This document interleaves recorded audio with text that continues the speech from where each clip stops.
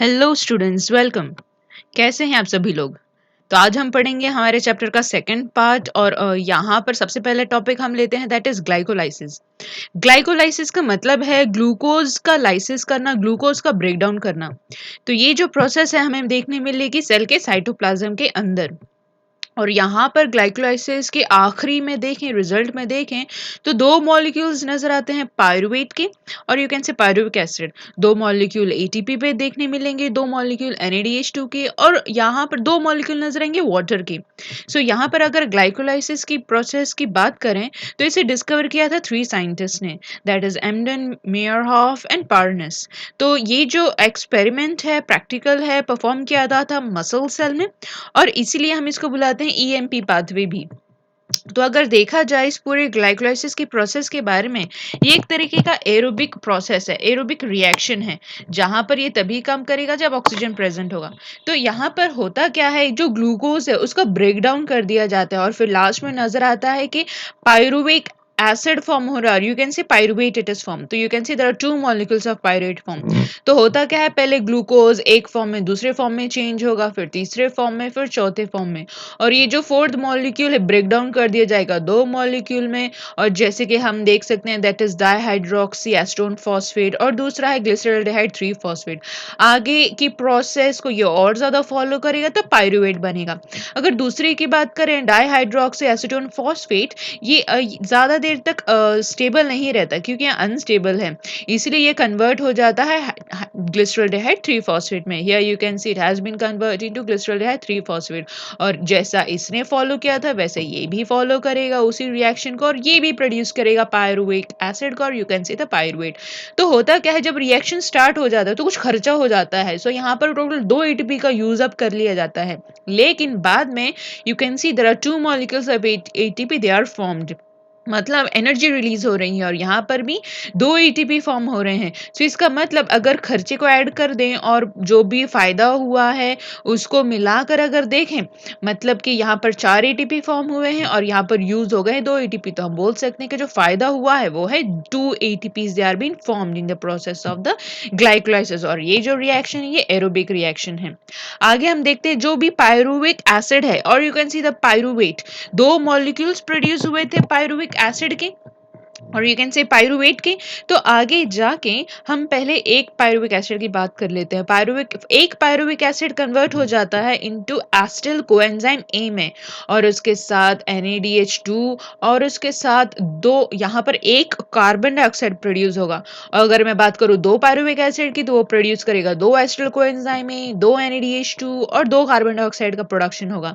तो ये जो रिएक्शन है ये एक तरीके का एसिटाइलेशन का रिएक्शन है ना, कि जो कि प्रोड्यूस होगा। तो हमें ध्यान देना है about the acetyl coenzyme A के बारे में, जो आगे जाके माइटोकॉन्ड्रिया में एंटर करके एनर्जी को प्रोड्यूस करेगा। सो ध्यान देना है about the acetyl coenzyme A के बारे में जो एनर्जी को प्रोड्यूस करेगा। नेक्स्ट हम रिएक्शन की बात करते हैं, that is tricarboxylic acid cycle, जिन्हें डिस्कवर किया था सर हेंस क्रेब ने, इसलिए हम इस रिएक्शन को क्रेब साइकिल भी बुलाते हैं। और इन्हीं महान साइंटिस्ट की काम के वजह से इन्हें नोबेल प्राइज भी दिया गया है। होता क्या है ये रिएक्शन में, हियर सबसे पहली बात, ये जो रिएक्शन है माइटोकॉन्ड्रिया के साइटोप्लाज्म में देखने मिली, मतलब माइटोकॉन्ड्रिया के अंदर। ओके, तो होता क्या है, हमने अभी अभी बात की किस तरीके से एसिटिल कोए का फॉर्मेशन हुआ बाय द पायरुवेट, और आप बुला सकते हैं पायरुविक एसिड से, राइट। तो एसिटिल कोए जो है इसी साइकिल में एंटर करेगा। तो यहाँ पर ये जो ऑक्सैलो एसिटिक एसिड है ये एक्सेप्ट करेगा एसिटिल कोएंजाइम ए को, और फिर ये रिएक्शन चल पड़ेगी।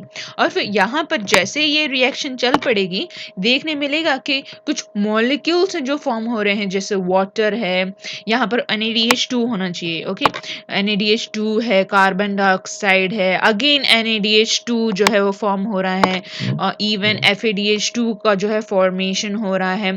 तो अगर हम बात करें कि क्या डिफरेंस है एटीपी के बारे में और NADH2 और FADH2 में। तो जो एटीपी है एक तरीके का कैश है जिन्हें हम तुरंत यूज़ कर सकते हैं, लेकिन जो FADH2 है, NADH2 है, ये एक तरीके के चेक हैं जिससे प्रोड्यूस तो होगा एनर्जी, लेकिन आपको थोड़ा प्रोसेस के थ्रू जाना पड़ेगा, and that is the mitochondria. So FADH2, NADH2 आगे माइटोकॉन्ड्रिया में इलेक्ट्रॉन ट्रांसपोर्ट चेन में जाएंगे और तब इनसे एटीपी का प्रोडक्शन होगा। सो हमें याद रखना है एटीपी क्या है, वो एक तरीके का कैश है, एनर्जी करेंसी है। और FADH2 और NADH2 ये एक तरीके के एंजाइम है, और आप बुला सकते एक तरीके के चेक हैं जिन्हें माइटोकॉन्ड्रिया के अंदर एंटर करने के बाद ही इनसे एनर्जी प्रोड्यूस की जाएगी। सो हमें बस याद रखना है ट्राई कार्बोक्सिलिक एसिड साइकिल में जब भी एसिटिल को एंजाइम एंटर करता है तो कार्बन डाइऑक्साइड, वाटर, FADH2 और NADH2 है, ये चीज़ें जो है ये प्रोड्यूस हो जाती हैं। सो हमें याद रखना है कि NADH2 और FADH2 प्रोड्यूस हुआ था ट्राई कार्बोक्सिलिक एसिड साइकिल में। अब बात करते हैं इलेक्ट्रॉन ट्रांसफर चेन रिएक्शन की। ये जो रिएक्शन है माइटोकॉन्ड्रिया के अंदर देखने मिलता है। सो यहाँ पर यू कैन सी कि ये माइटोकॉन्ड्रिया की आउटर मेम्ब्रेन है, ये माइटोकॉन्ड्रिया की इनर मेम्ब्रेन है। इनर मेम्ब्रेन में कुछ एंजाइम्स प्रेजेंट है जो हेल्प करते हैं इलेक्ट्रॉन्स को ट्रांसफर करने के लिए और एनर्जी के प्रोडक्शन के लिए। सो यहाँ पर जो है here you can C NADH2। NADH2 जो प्रोड्यूस हुआ था ग्लाइकोलाइसिस की रिएक्शन में और फिर ट्राई कार्बोक्सिलिक एसिड साइकिल में, यहाँ पर इसका काम आएगा, यहाँ पर इसका यूज़ किया जाएगा। सो FADH2 भी यहीं से गुजरेगा और NADH2 भी। सो हम बात कर लेते हैं पहले NADH2 की। सो NADH2 में होता क्या है, यहाँ पर जैसे ही NADH2 माइटोकॉन्ड्रिया के इनर मेम्ब्रेन में जाता है, सो यहाँ पर इस रिएक्शन के एंड में हमें नजर आता है किस तरीके से यहाँ पर एटीपी का फॉर्मेशन हो रहा है और उसके साथ साथ वाटर भी प्रोड्यूस होता है।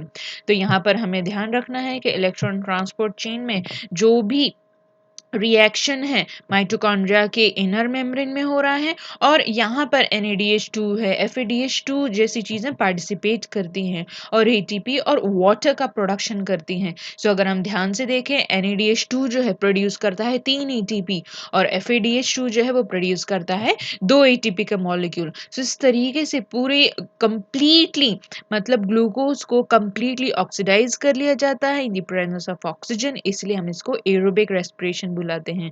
और एनर्जी के साथ साथ वाटर और कार्बन डाइऑक्साइड भी प्रोड्यूस होगा। इस तरीके से कंप्लीटली ग्लूकोज को यूज अप कर लिया जाएगा और एनर्जी को प्रोड्यूस कर लिया जाएगा।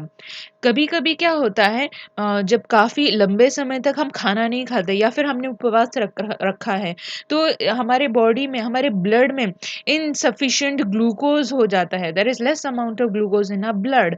तो होता क्या है, हमारी बॉडी जो है अब यहाँ पर यूज करना स्टार्ट कर देती है लिपिड्स को और प्रोटीन्स को, क्योंकि ग्लूकोज तो है नहीं, तो अब हमारी बॉडी लिपिड्स और ग्लूकोज को यूज करना स्टार्ट कर देगी, उसी से ही एनर्जी का प्रोडक्शन करना स्टार्ट कर देगी।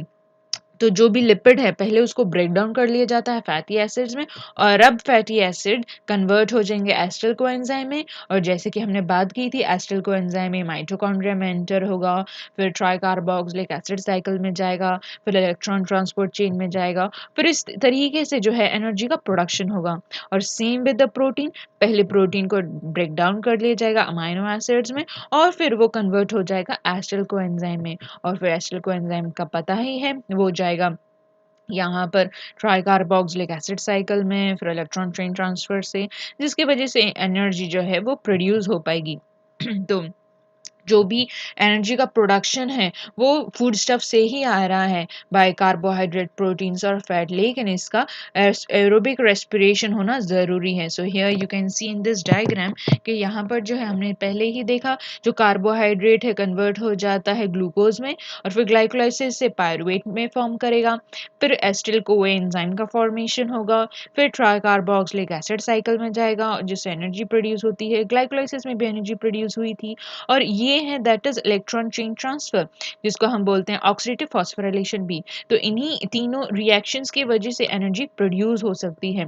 और प्रोटीन में भी सेम ही देखने मिलेगा, वो पहले ब्रेक डाउन हो जाएगा अमाइनो एसिड में और अमाइनो एसिड जो है एसिटिल कोए में ट्रांसफर हो जाएगा, कन्वर्ट हो जाएगा और ये भी इसी पाथवे को फॉलो करेगा टू प्रोड्यूस द एनर्जी। और फैट की भी सेम ही बात आ जाती है, फैट कन्वर्ट हो जाएगा ग्लिसरॉल में और फैटी एसिड में, और जो कि फैटी एसिड कन्वर्ट हो जाएगा एसिटिल कोए में, और ये भी सेम बातों को फॉलो करेगा ताकि ज़्यादा से ज़्यादा एनर्जी जो है इनसे भी प्रोड्यूस की जाए। अब हम बात करते हैं कुछ पाथवेज की in the presence and absence of oxygen. तो यहाँ पर हम बात करते हैं पहले एरोबिक रिएक्शन की। तो यहाँ पर हियर यू कैन सी ये जो ग्लूकोज है पहले तो वो कन्वर्ट हो जाएगा पायरुवेट में, ओके। लेकिन अगर बात करें अगर ऑक्सीजन प्रेजेंट है तो वो कन्वर्ट होगा एसिटिल कोएंजाइम में, फिर वो क्रेब्स साइकिल में जाएगा और इलेक्ट्रॉन ट्रांसपोर्ट चेन में जाएगा और एनर्जी ज़्यादा से ज़्यादा एनर्जी प्रोड्यूस कर पाएगा, क्योंकि ऑक्सीजन अगर प्रेजेंट है तो ग्लूकोज से ज़्यादा एनर्जी प्रोड्यूस की जा सकती है। लेकिन अगर ग्लूकोज पायरुवेट में कन्वर्ट होने के बाद अगर ऑक्सीजन नहीं है, मतलब ये जो रिएक्शन है ग्लाइकोलाइसिस की ऑक्सीजन के एब्सेंस में काम कर रही है, here there is no oxygen present, there is no oxygen at all present, तो यहाँ पर ये जो रिएक्शन हम इसको बोलेंगे फर्मेंटेशन। और फर्मेंटेशन की जो प्रोसेस है इजीली हमें ऐसे माइक्रोब्स में देखने मिलती है जो कि ऑक्सीजन के बिना ही सरवाइव करते हैं, तो उनमें आपको फर्मेंटेशन की प्रोसेस देखने मिलेगी। जैसे जो माइक्रोब्स हैं उन्हें खाना दे दिया जाए, उन्हें सबस्ट्रेट दे दिया जाए जिसमें ग्लूकोज प्रेजेंट है, तो वो फर्मेंटेशन से अल्कोहल प्रोड्यूस कर सकते हैं। सो एग्जांपल में आ जाते हैं जैसे कि ब्रेड है तो फर्मेंटेशन से ही बनती है, कार्बन डाइऑक्साइड रिलीज होगा तो स्पंजी बन जाएगी, और बायोगैस है वो भी फर्मेंटेशन से ही बनती है, वाइन है वो भी फर्मेंटेशन से ही बनती है। तो ये जो एग्जाम्पल्स है फर्मेंटेशन के एग्जाम्पल्स हैं, तो ये माइक्रोब्स द्वारा बनाए जा रहे हैं जिन्हें ऑक्सीजन की ज़रूरत नहीं है। और दूसरा हम बात करते हैं about the lactic acid fermentation. ये फर्मेंटेशन की प्रोसेस है, लेकिन होता क्या है जब भी कोई इंसान एक्सरसाइज करता है, ओके, सो धीरे धीरे ऑक्सीजन का जो है डिप्लीशन होने लगता है ब्लड में, तो उसकी सांसें चढ़ने लगती हैं, okay, he breathes very fast at that time. और होता क्या है ऑक्सीजन की डिप्लीशन हो रही है ब्लड में, तो ऑक्सीजन की एब्सेंस होती जा रही है, इसका मतलब अब जो भी पायरुवेट प्रेजेंट है उसके ब्लड में वो लैक्टिक एसिड में कन्वर्ट होने लगेगा, और लैक्टिक एसिड की वजह से जो है मसल्स का पेन होना स्टार्ट हो जाता है। और फिर जैसे ही विग्रस एक्सरसाइज के बाद इसीलिए हमें पेन होना स्टार्ट हो जाता है मसल्स में, क्योंकि लैक्टिक एसिड अक्यूमुलेट होने लगा है। और फिर जैसे ही हम एक्सरसाइज स्टॉप कर देते हैं तो हमें फील होता है कि जो पेन है धीरे धीरे रिड्यूस होने लगता है। क्यों? क्योंकि जो जमा हुआ था लैक्टिक एसिड अब वो दोबारा कन्वर्ट होने लगेगा पायरुवेट में, दैट इज पायरुविक एसिड में। तो इसीलिए ये जो लैक्टिक एसिड का फॉर्मेशन है एक तरीके का फर्मेंटेशन के प्रोसेस से प्रोड्यूस होगा जब जब ऑक्सीजन का एब्सेंस होगा। सो इस तरीके से ह्यूमन बॉडी में भी एक फर्मेंटेशन की प्रोसेस देखने मिलती है, फर्मेंटेशन से लैक्टिक एसिड प्रोड्यूस होता है। सो यहाँ पर अगर हम एनर्जी के प्रोडक्शन की बात करें, तो जो माइक्रोब्स हैं, ओके, जो हमारे लिए बहुत यूजफुल हैं, तो उन्हें एनरोबिक रेस्पिरेशन द्वारा हम काफ़ी ज़्यादा प्रोडक्ट्स प्रोड्यूस कर सकते हैं। तो ये माइक्रोब्स सर्वाइवल के लिए इन्हें ऑक्सीजन की ज़रूरत नहीं है, इसलिए वो एनरोबिक रिएक्शन करेंगे, एनरोबिक रेस्पिरेशन करेंगे। और यहाँ पर हम कुछ एग्जाम्पल्स ले लेते हैं जैसे कुछ बैक्टीरियाज की। अब ये जो बैक्टीरिया है इन्हें ऑक्सीजन की ज़रूरत नहीं है, तो जैसे इन्हें सबस्ट्रेट दे दिया जाएगा, खाना दे दिया जाएगा जिसमें ग्लूकोज है, तो वो पहले तो वो कन्वर्ट कर देंगे पायरुविक एसिड में, और पायरुविक एसिड आगे फर्मेंटेशन से ये माइक्रोब्स ये कुछ प्रोडक्ट्स बनाते हैं like carbon dioxide, propionic acid, जिसकी वजह से हम चीज़ बना सकेंगे। अब ये जो बैक्टीरिया है इन्हें सबस्ट्रेट अगर दे दिया जाए जिसमें ग्लूकोज है, तो यहाँ पर वो प्रोड्यूस करते हैं लैक्टिक एसिड, जिससे हम चेडार चीज़, योगर्ट, सोया सॉस बना सकते हैं। अब ये जो माइक्रो ऑर्गेनिज्म है ये फर्मेंटेशन से बना देंगे इथेनॉल, कार्बन डाइऑक्साइड, जिससे हम वाइन, बियर प्रोड्यूस कर सकते हैं। ये माइक्रो ऑर्गेनिज्म है प्रोड्यूस कर सकता है एसीटोन और एसोप्रोपेनॉल, जिससे नील पॉलिश, रिमूवर, रबरिंग और अल्कोहल प्रोड्यूस कर सकते हैं। और ये जो बैक्टीरिया है ये प्रोड्यूस करता है एसिटिक एसिड, जिससे हम विनेगर जैसी प्रोडक्ट्स बना सकते हैं। तो हम हमारे यूज के लिए इन माइक्रो ऑर्गेनिजम्स का यूज करते हैं, जस्ट इन्हें बाय प्रोडक्ट देना है और ये माइक्रोब्स ये बेनिफिशियल वाली चीजें प्रोड्यूस कर सकते हैं और हम हमारे यूज के लिए इस तरीके के प्रोडक्ट्स जो है वो बना सकते हैं। तो this is how energy it is produced by help of these microbes, just by giving substrate, just by giving the food which is having glucose. कुछ ऐसे बैक्टीरिया इसलिए हैं जो कि एब्सेंस में भी सरवाइव करते हैं और एनर्जी का प्रोडक्शन करते हैं। तो जो एनारोबिक रेस्पिरेशन है, ग्लाइकोलाइसिस भी ऑक्सीजन के बिना काम करता है, ग्लाइकोलाइसिस ऑक्सीजन के प्रेजेंस में भी काम करता है। सो यहाँ पर दो रिएक्शंस हैं जो कि एनारोबिक रेस्पिरेशन करते हैं, ग्लाइकोलाइसिस भी और फर्मेंटेशन भी। जब ग्लूकोज का इनकम्प्लीट ऑक्सीडेशन होता है तो देखने मिलता है लेस एनर्जी का प्रोडक्शन होता है, लेकिन अगर ग्लूकोज का कंप्लीटली ऑक्सीडेशन होता है इन प्रेजेंस ऑफ ऑक्सीजन तो ज़्यादा से ज़्यादा एनर्जी प्रोड्यूस हो सकती है। सो फर्मेंटेशन में हमें देखने मिलता है एक रिएक्शन जैसे glucose converts into pyruvic acid, और पायरुविक एसिड जो है वो कन्वर्ट हो जाता है किसी भी एसिड में या फिर अल्कोहल में बाय हेल्प ऑफ एंजाइम्स, जो कि हमें बैक्टीरिया के अंदर नजर आएगा। प्लांट्स में भी हमें एनारोबिक रेस्पिरेशन देखने मिलता है। एग्जाम्पल आ जाता है सीड का। यहाँ पर अगर आप सीड देखते हैं, हियर सीड एनारोबिक रेस्पिरेशन करता है, तभी ये ग्रोथ ले पाता है और फिर बाद में ये एरोबिक रेस्पिरेशन करना स्टार्ट कर देता है। और अगर ह्यूमन की बात करें तो ह्यूमन में भी मसल सेल एनारोबिक रेस्पिरेशन करना स्टार्ट कर देते हैं जब ऑक्सीजन का डिप्लीशन हो जाता है, और इसी के वजह से ग्लूकोज जो है से जो पायरुविक एसिड है वो लैक्टिक एसिड में कन्वर्ट होना स्टार्ट हो जाता है, जिसकी वजह से मसल पेन देखने मिलेगा। और फिर जैसे विगरस एक्सरसाइज करना स्टॉप हो जाएगा तो लैक्टिक एसिड कन्वर्ट हो जाएगा पायरुविक एसिड में। इस तरीके से लैक्टिक एसिड का फॉर्मेशन जो है एक तरीके का एनारोबिक रेस्पिरेशन है जो कि ह्यूमन में देखने मिलता है। कुछ और भी फूड प्रोडक्ट्स हैं जो एनर्जी को प्रोड्यूस करते हैं। अगर हम यहाँ पर एक पॉइंट की बात करें जैसे कि कार्बोहाइड्रेट, जो कि कन्वर्ट कर दिया जाता है ग्लूकोज में। सो हमारे ब्लड में जब एक्सेस ऑफ ग्लूकोज प्रेजेंट होता है तो नॉर्मली हमारी बॉडी करती क्या है, उसको स्टोर करने लगती है लीवर में और मसल्स में इन द फॉर्म ऑफ ग्लाइकोजन। और अगर हम और भी फूड कंपोनेंट्स की बात करें जैसे प्रोटीन, सो काफ़ी सोर्सेज हैं प्रोटीन्स के। सो ये कुछ एग्जांपल्स हैं जहां पर मेजर अमाउंट ऑफ प्रोटीन का सोर्स आपको मिलेगा। प्रोटीन की अगर बात करें तो एक तरीके के मैक्रो मॉलिक्यूल है जो बहुत सारे अमाइनो एसिड से मिलकर बनता है। अगर अमाइनो एसिड्स की बात करें तो अमाइनो एसिड्स एक दूसरे से अटैच होते हैं by the help of a peptide bond. जो एनिमल से ओरिजिनेट होता है प्रोटीन, हम उसको बोलते हैं फर्स्ट क्लास प्रोटीन। अगर एनर्जी की बात करें तो 1 ग्राम प्रोटीन में आपको मिलेगा 4 किलो कैलोरीज ऑफ एनर्जी। और यहाँ पर हमारी बॉडी जो है आसानी से डाइजेशन के थ्रू, यहाँ पर आप देख सकते हैं जो प्रोटीन हमने खाया है उसको ब्रेक डाउन कर दिया जाएगा पेप्टाइड में और फिर प्रो अमाइनो एसिड्स में, और अमाइनो एसिड ये एब्जॉर्ब कर लिया जाएगा हमारे इंटेस्टाइन में और फिर ये आ जाएगा हमारे ब्लड में। तो यहाँ पर ये जो प्रोटीन है, सॉरी, अब जो ब्रेक डाउन कर दिया गया है अब ये बन गया अमाइनो एसिड। अब ये अमाइनो एसिड इंटेस्टाइन एब्जॉर्ब कर लेगा और ये अमाइनो एसिड अब एंटर कर सकेगा किसी भी सेल के अंदर। सो इस तरीके से amino acids they get inside a cell. और यहाँ पर जो भी अमाइनो एसिड प्रेजेंट है, ओके, सो जैसे ही कोई सेल अमाइनो एसिड को एब्जॉर्ब करता है तो बहुत सारे सेल्स हैं हमारे बॉडी में, बहुत सारे ऑर्गन्स हैं जो प्रोड्यूस करते हैं वेरियस टाइप के प्रोटीन्स जो कि नेसेसरी है हमारी बॉडी के लिए। सो बहुत सारे अलग अलग तरीके के बॉडी ऑर्गन्स है, सेल्स हैं जो प्रोटीन के बने हुए हैं। जैसे कि स्किन में जो मेलानिन है, melanin it gives the complexion to a body. Keratin है जैसे जो कि प्रेजेंट होगा नेल्स में, हमारे हेयर में, they all are made up of protein. Haemoglobin जो कि प्रेजेंट है हमारे ब्लड में, it transport the gases, antibodies which fight against the infection, they all are made up of protein. Muscles में जो कॉन्ट्रैक्शन रिलैक्सेशन हो रहा है जिसकी वजह से हम मूवमेंट कर पाते हैं तो वो एक्टिन और मायोसिन प्रोटीन की वजह से ही है। हमारे बॉडी में जो पिट्यूटरी ग्लैंड है that is in the brain, it is producing the proteinaceous hormone. Example की बात कर लेते हैं जैसे पैराथॉर्मोन, ये प्रोटीनिशियस हार्मोन है।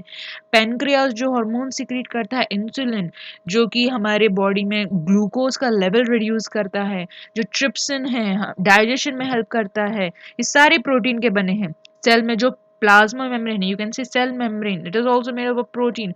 हमारे बॉडी में ज्यादा से ज्यादा एंजाइम जो है वो प्रोटीन के ही बने हुए हैं। और बोन के सेल को हम बोलते हैं ऑर्सिन, they are also made up of protein. जब हमारे बॉडी में excess of amino acids present है तो उसको कन्वर्ट कर दिया जाता है, ब्रेक डाउन कर दिया जाता है इनटू अमोनिया, और आगे अमोनिया कन्वर्ट कर दिया जाता है यूरिक एसिड में और फिर इसको रिलीज आउट कर दिया जाता है in the form of urine and it is eliminated out of a body. कभी कभी क्या होता है जब excess of amino acid present हो तो उसको कन्वर्ट कर दिया जाता है ग्लूकोज में, और इस प्रोसेस को हम बोलते हैं gluconeogenesis. Genesis means formation, neo means नया, और ग्लूकोज तो नया ग्लूकोज फॉर्म हो रहा है by the help of amino acid जो एक्सेस अमाउंट में है।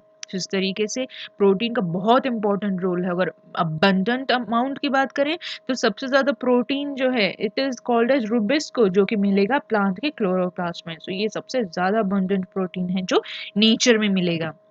अब हम बात करते हैं लिपिड्स की। तो ये कुछ सोर्सेज हैं जहाँ पर हमें लिपिड्स आसानी से मिल सकता है। और अगर स्ट्रक्चर की बात करें तो ये जो लिपिड है ये दो कंपोनेंट से मिलकर बनता है। एक तो आ जाता है फैटी एसिड और दूसरा आ जाता है this is alcohol, we call them glycerol.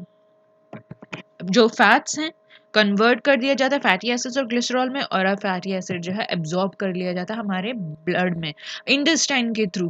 Okay, और जो फैट्स है काफ़ी चीज़ें हैं हमारे बॉडी में जो कि फैट प्रेजेंट है उनमें। जैसे कि प्लाज्मा मेम्ब्रेन की बात करें तो उसमें ये जो येलो कंपोनेंट आपको नजर आ रहा है this all this yellow component all this made up of fats. मतलब हमारी प्लाज्मा मेम्ब्रेन ये प्रोटीन का तो बनी है ही, फैट्स की भी बनी है दिस प्लाज्मा मेम्ब्रेन। ओके, दूसरा आ जाता है जैसे कि एग्जांपल लेते हैं हार्मोन्स जैसे progesterone, oestrogen, testosterone and aldosterone, they all are made up of fats. और अगर न्यूरॉन की बात करें, न्यूरॉन में एक्सॉन जो प्रेजेंट है, okay, it is covered by myelin sheath. So ये जो माइलिन शीथ है it is also made up of fat, okay, जो कि हेल्प करेगा फॉर दी कंडक्शन। और अगर एनर्जी की बात करें तो 1 ग्राम में करीबन 9 kilo calories of energy produce हो पाएगी बाय दी फैट्स। और एक्सेस ऑफ फैट अगर प्रेजेंट है तो वो स्टोर कर ली जाती है हमारे एडिपोज टिश्यू में, फैटी टिश्यू में। अब बात करते हैं हम विटामिन की, जो कि एक तरीके के हेट्रोजेनस कंपाउंड है, जो कि अलग अलग कंपाउंड्स के बने होते हैं तो वो हेट्रोजेनस बन जाता है।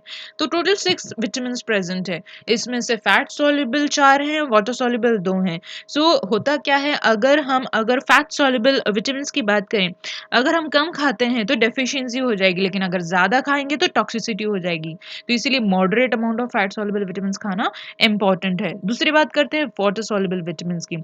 वाटर सॉल्युबल विटामिन ऐसे हैं जो कि इजीली सॉल्युबल होते हैं वाटर में, और अगर आप ज़्यादा भी खा लोगे तो कोई प्रॉब्लम नहीं होगी, क्योंकि excess amount of vitamin it is going to release out through the urination. तो लेकिन वाटर सॉल्युबल विटामिन एक्स्ट्रा खाने से कोई प्रॉब्लम नहीं, लेकिन अगर आप कम खाते हो तो डेफिशिएंसी ज़रूर हो सकती है। वाटर सॉल्युबल विटामिन अगर कम खाओगे तो डेफिशिएंसी हो जाएगी।